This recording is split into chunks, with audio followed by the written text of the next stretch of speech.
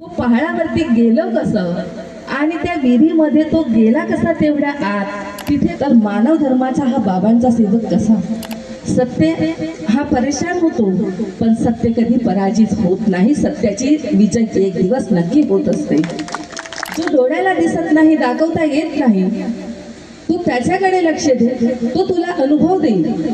पण चांगले विचार आत्मसात करण्याची गरज आहे आज. पण जीवन हा पाण्याचा बुडबुडा आहे आज आहे आणि उद्या नाही. स्वयं भगवान बाबा हनुमानजी उपस्थित आहेत. बाबांना माझा प्रणाम. त्याचप्रमाणे आपले सर्वांचे सद्गुरू मानव धर्माचे संस्थापक महान त्यागी बाबा जुमदेवजी उपस्थित आहेत. बाबांना माझा प्रणाम. त्याचप्रमाणे आपल्या सर्वांच्या मातोश्री आई वाराणसी बाबा जुमदेवजी ठोबरीकर आई उपस्थित आहेत. आईंना माझा प्रणाम. त्याचप्रमाणे आमचे महाराष्ट्र येथील जिल्हा परिषद बांधकाम शिक्षण सभापती श्रीमान्य नरेशजी ईश्वरकर उपस्थित आहेत. यांना माझा नमस्कार. त्याचप्रमाणे सिहोरा येथील मार्गदर्शक कंटीराम भाऊ पडारे भाऊंना माझा नमस्कार. त्याचप्रमाणे शाखा सिहोरा येथील अध्यक्ष उपरेकर काकाजी, शाखा सिहोरा येथील उपाध्यक्ष कळव भाऊ, त्याचप्रमाणे आज या कार्यक्रमाचे सूत्रसंचालन करणारे आमचे भोयर भाऊ सचिव यांना माझा नमस्कार. त्याचप्रमाणे मंचकावर आवर्जून उपस्थित बसलेले शाखा सिहोराचे पदाधिकारी, त्याचप्रमाणे बाबांच्या गाडीचे ड्रायव्हर स्वप्नील भाऊ बडवाई आणि त्याचप्रमाणे या कार्यक्रमाला आवर्जून उपस्थित बाबांचे सेवक सेविका, बालसेवक बालसेविका या सर्वांना माझा नमस्कार. तसेच या परिसरातले व्यासपीठावरती आवर्जून बसलेले मार्गदर्शक या सर्वांना माझा नमस्कार. महान त्यागी बाबा जुमदेवजींनी आपल्याला चर्चा बैठकीचे विषय सांगितलेले आहेत आणि ते चर्चा बैठकीचे विषय म्हटलं तर 4 तत्व 3 शब्द 5 नियम आणि सेवकांवरती घडून आलेले अनुभव या विषयाला पकडून चर्चा बैठक घेण्यात येत असते. या ठिकाणी बाळ जन्मास झालं आणि त्यांची बऱ्याच दिवसापासून एक इच्छा होती की आपण बाबांचा दौरा आपल्या निवासस्थानी घेतलो पाहिजे. पण ती इच्छा त्यांची अपुरी राहायची, पूर्ण नव्हती होत. पण आज त्यांनी आपल्या निवासस्थानी हा दौरा घेतला.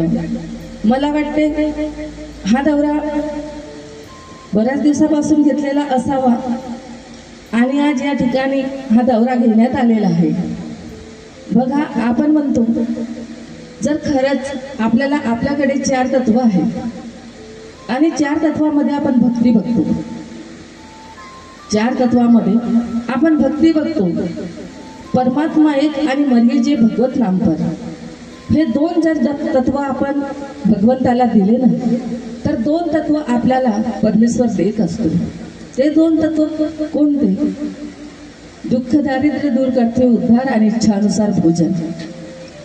मानवाच्या प्रत्येक इच्छा असतात आणि बऱ्याच इच्छा असतात, उद्देश सुद्धा बरेच असतात. आता इच्छा म्हटलं तर खूप काही इच्छा असतात आणि तो इच्छा पूर्ण करणारा भगवान तो कुठे आहे तर तो आपल्या जवळ आहे. सजीव आत्म्यामध्ये दैवी शक्ती ही कार्य करत असते.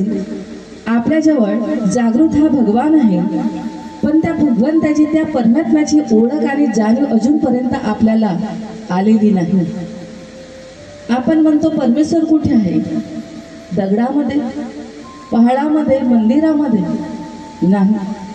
तर खरा भगवंत ज्या आकारामध्ये दया माया करुणा असते त्या ठिकाणी दैवी शक्ती ही सहवास करत असते आणि अशाच ठिकाणी भगवंत हा कार्य करत असते. महान त्यागी बाबा जुमदेवजी यांनी हयातीमध्ये सुद्धा खेडोपाडी जाऊन ज्या साह्याने त्या साह्याने त्यांनी जाऊन कार्य केले, दौरे केले. आत्मबोलाच्या माध्यमातून आल्यानंतर आज सुद्धा दौरे होत आहेत. तो कालावधी कसं होतं, आजचा कालावधी कसा आहे हे सेवकांनी समजून घ्यायला पाहिजे. आत्मबोलाने बाबा आले तर तुमच्या गावामध्ये सुद्धा सुरुवातीला 2-3 ठिकाणी दौरे झाले.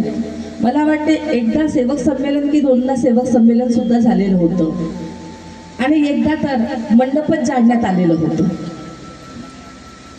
असे जर आपण मानव धर्माचे सेवक आहोत, मानव धर्माचे सेवक असल्यानंतरही जर आपल्यामध्ये मानवता किंवा माणुसकी नाही आहे, आपण हैवानामध्ये मजला आहोत, तर मानव धर्माचा हा बाबांचा सेवक कसा? बाबांचा सेवक कसा? आज जर एका स्त्रीची तो विटंबना करत असेल, मला तर काही फरक पडत नाही आणि मी फालतूचं तो टेन्शन घेत नाही. थोडा फक्त वाटते कानापर्यंत आल्यानंतर, पण मी उगाच मनाला लावून घेत नाही. जर आज मी मनाला लावून घेतलं असतं, 21 वर्ष सुरू आहे, मी तेच विचार आणले असते, पण मी ते विचार येऊच देत नाही. आले तर मी त्या विचारांना एवढंच म्हणते, तू माझ्याजवळ राहू नको, तू दूर जा. कारण की मला भगवत कार्य करायचे आहे. बाबांनी जी जिम्मेदारी माझ्यावरती सोपवली, त्या जिम्मेदारीला मला पुढे न्यायचं आहे आणि भगवत कार्य करून एक दिवस सत्य काय आहे तुमच्या पुढे येणारच. सत्य हा परेशान होतो, पण सत्य कधी पराजित होत नाही. सत्याची विजय एक दिवस नक्की होत असते. आणि या गावामध्ये सुद्धा विटंबना करणारे, काही वाईट बोलणारे असे बरेच आहेत. मला त्यांच्याशी काही फरक पडत नाही, कारण की बाबा माझ्या सोबत आहे, दैवी शक्ती माझ्या सोबत आहे. मग कुणाच्या बोलण्याने काही होतो का? नाही होत. आपल्याला कुणाकडे लक्ष द्यायचं आहे? महान त्यागी बाबा जुंदूजी नेहमी म्हणत असतात, सांगत असतात की तू कुणाकडे लक्ष दे? त्याच्याकडे. जो डोळ्याला दिसत नाही, दाखवता येत नाही, तू त्याच्याकडे लक्ष दे, तो तुला अनुभव देईल. आणि जर तू त्याच्याकडे लक्ष नाही दिलं किंवा तत्वशब्द नियमामध्ये तू चुकला, तर परमेश्वर कधी काय करेल हे सांगता येत नाही. मानवाच्या मूलभूत गरजा आहेत अन्न, वस्त्र, निवारा. राहायला घर असणं गरजेचं असते, वापरायला कपडे असणं गरजेचं असते, आणि आपल्याला काही खायला अन्न सुद्धा गरजेचं असते. ह्या मूलभूत गरजा आहेत 3. पण याच्या पलीकडे सुद्धा आणखी काही आपल्या इच्छा, अपेक्षा असतात आणि त्या इच्छा पूर्ण करणारा असा भगवान तो आपल्या जवळ आहे, आपल्यामध्ये आहे. म्हणून मानवाने माणुसकी सोडू नये, मानवाने मानवतेचे कार्य करावे, मानवाने मानवतेचे विचार द्यावे. आणि जर तुम्हाला जरी राग येत असेल, त्या रागाला कंट्रोल करा, काही क्षणापुरतं ठेवा, पण मनामध्ये विनाशकाली विपरीत बुद्धी निर्माण करू नका. विनाशकाली विपरीत बुद्धी निर्माण झाली तर कधी काय होईल हे सांगता येत नाही. मी तुम्हाला एक छोटासा अनुभव सांगते. पालडोंगरी आहे,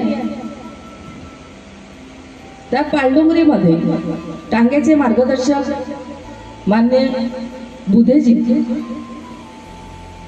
आता पालडोंगरीचे जे सेवक आहेत त्यांच्याकडे तरुण मुलगा आहे, सुनेचं, सासूचं आणि तिच्या सासऱ्याचं, म्हणजे त्या सासूबाई सोबत पटतच नाही.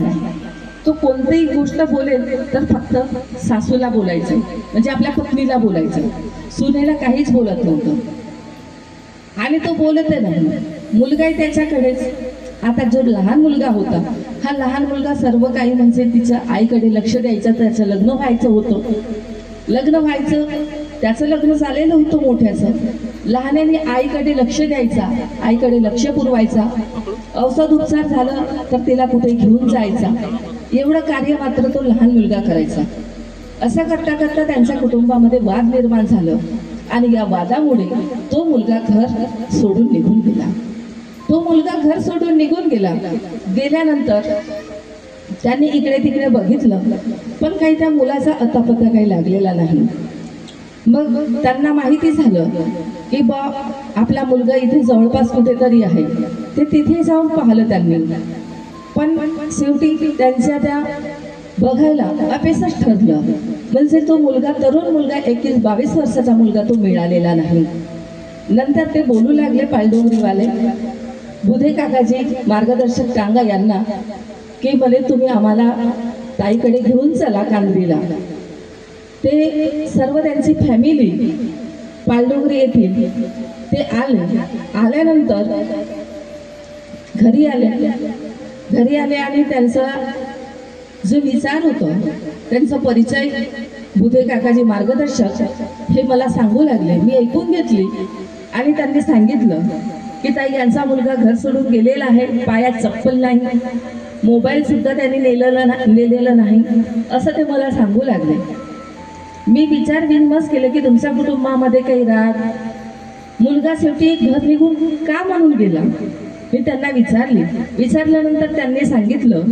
पण त्यांनी सांगितल्यानंतर जे म्हणजे त्या मुलाची आई होती ती कमी बोलायची, पण त्या मुलाचा वडील तो जास्त बोलायचा.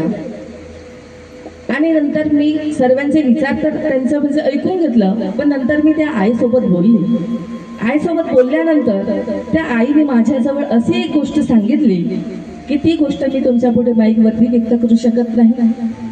कारण की म्हणतात की पती पत्नी हे संसाराचे दोन चाक असतात, पण काही गोष्टीला लिमिट असते आणि ती लिमिट जर आपण ओलांडली तर मग कुटुंबामध्ये त्याचं लक्ष पत्नीकडे न जाता तो दुसरीकडे जात असते. मी ते विचार ऐकून घेतल्यानंतर त्यांच्या पुढेच त्या बोलू लागल्या, मला सांगू लागल्या. मी या विषयावर काहीही बोललेली नाही. मी शांत राहिली. म्हटलं, बघा, तुमचा मुलगा गेलेला आहे घरून, मोबाईल नाही नेलं, पायात चप्पल नाही, तर ताई आम्हाला कार्य द्या. मी म्हटलं ठीक आहे. मी त्यांना 11 दिवसाचे कार्य दिले. 11 दिवसाचे कार्य घेऊन गेले ते. आणि 11 दिवसाच्या कार्याचा तिसरा दिवस, पहिला, दुसरा आणि तिसरा दिवस. तिसऱ्या दिवशी माहिती पडलं की मुलगा गायमुखच्या म्हणजे वरती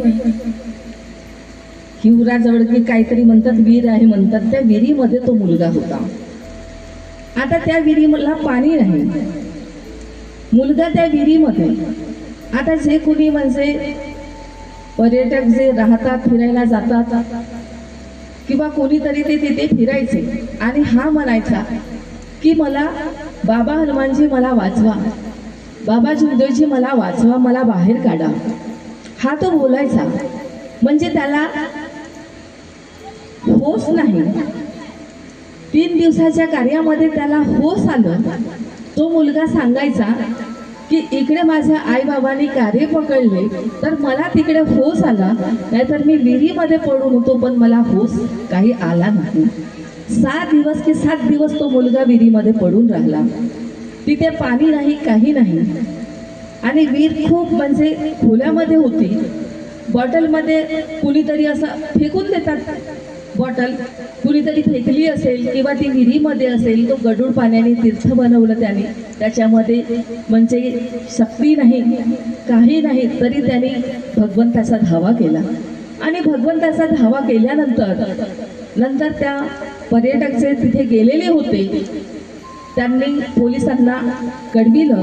पोलीस वगैरे तिथे आले आणि नंतर जिकडे तिकडे ही माहिती झाली आणि त्यांच्या घरचे लोक सुद्धा त्या ठिकाणी पोहोचल्यानंतर त्यांना तिथल्या गायमुखच्या मंदिरामध्ये एक महाराज त्यांनी सांगितलं की या मुलाने आता म्हणजे काही दिवसांनीच माझ्याकडे भोजन केलं होतं बा, पण मला काही एवढं माहिती नाही असं त्यांनी सांगितलं होतं.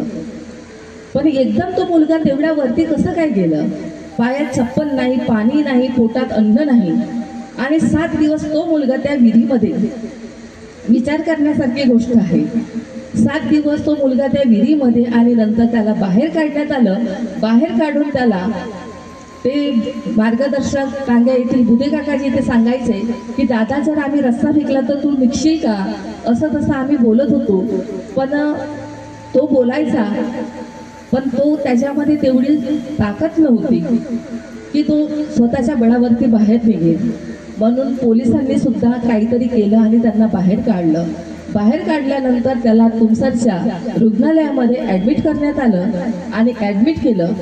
आणि नंतर मोहाडी मंडळामध्ये बैठक होती. त्या दिवशीला ते सांगायला आले बाबांना की बाबा ताईकडून 3 दिवसाचे कार्य होते आणि तो मुलगा मिळाला. आता तो मुलगा तुमसरच्या हॉस्पिटलला ॲडमिट आहे असं ते सांगू लागले. आणि नंतर घरी पण आले आणि घरी सुद्धा मला ते सांगायला लागले की 3 दिवसाच्या कार्यामध्ये म्हणजे तिसऱ्या दिवशी तो मुलगा, त्या मुलाला खोस वगैरे आलं बा, आणि तो मुलगा तिसऱ्या दिवसाच्या कार्यामध्ये 11 दिवसाचे कार्य पूर्ण व्हायचेच होते आणि तिसऱ्या दिवशी तो मुलगा मिळाला असं ते सांगायला लागले. आणि त्या मुलाला नंतर ते घेऊन सुद्धा आलेले होते घरी. त्यावेळेला त्या मुलाला मी विचारले, तुझ्या मनामध्ये काही असं राग वगैरे? काही नाही म्हणे, फक्त तो बसलेला होता, बसून होता तर माझ्या पायाला म्हणे मुंग्या आल्यासारख्या वाटतात. तर मी म्हटलं त्याच्या भावाला, म्हटलं थोडंसं म्हटलं काहीतरी मालिश करून दे जा त्या बेडरूममध्ये. मी म्हटलं, मी बोलली त्याच्याशी आणि म्हटलं तू कसं का निघून गेला? त्यावेळेला तो बोलला, मला काही भानच नाही, मला काही भानच नाही. पण ॲक्च्युली त्यांच्या इथे भांडण झालेलं होतं, त्यांच्या इथे भांडण झालेलं होतं. दैवी शक्ती कशी आहे तुम्ही बघा की 7 दिवसाच्या नंतर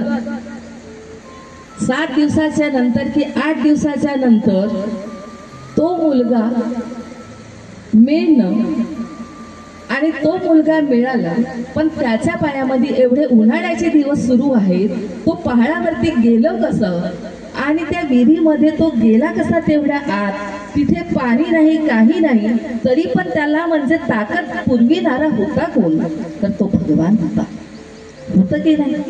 म्हणतात ना, ज्याचं कोणी नाही त्याचा परमेश्वर असते की नसते? असते. म्हणून भगवंतावरती विश्वास ठेवा. आज तो मुलगा चांगला आहे आणि त्यांना पुन्हा मी 21 दिवसाचे कार्य दिले. तो कुटुंब माझ्याकडे आलेला होता आता विसामध्ये, आणि नंतर मला काही चुका आढळल्या, त्या चुकांची माफी मागायला सुद्धा मी त्यांना सांगितलं. दैवी शक्ती प्रत्येकाजवळ आहे असंच नाही की दैवी शक्ती म्हणजे ताईच्या माध्यमातून आत्मबोल बोलतात तर ताई जवळच आहे बा म्हणून असं नाही, तुमच्या जवळ दैवी शक्ती आहे. पण जर आपण 4 तत्व 3 शब्द आणि 5 नियमाचं पालन करू तर. आताच आपल्या पुढे आपले महाराष्ट्राचे जिल्हा परिषद सदस्य सभापती भंडारा यांनी, नरेश ईश्वरकर यांनी सांगितलं की ते कसे काय सभापती बनले. मग खरंच आपण जी जिद्द आपल्या मनामध्ये ठेवली ना तर खरंच आपण कुठपर्यंतही पोहोचू शकतो. पण चांगले विचार आत्मसात करण्याची गरज आहे आज. पण आपल्या मध्ये चांगले विचार निर्माण होतच नाही, ते वाईटच होतात की नाही? म्हणून चांगले विचार निर्माण करा आणि एकमेकांना सोबत घेऊन चाला, एकमेकांशी प्रेमाने बोला. कारण की जीवन हा पाण्याचा बुडबुडा आहे, आज आहे आणि उद्या नाही आहे. केव्हा काय होईल हे सांगता येत नाही, कधी काय होईल हे सांगता येत नाही. आज आपण इथे बसल्या, उद्याला काय होईल हे सांगता येतो का? नाही. म्हणून एकमेकांशी चांगल्याने बोला, एकमेकांशी चांगल्याने वावरण्याचा प्रयत्न करा. हे मंडळ टिमकी हे बंद करा.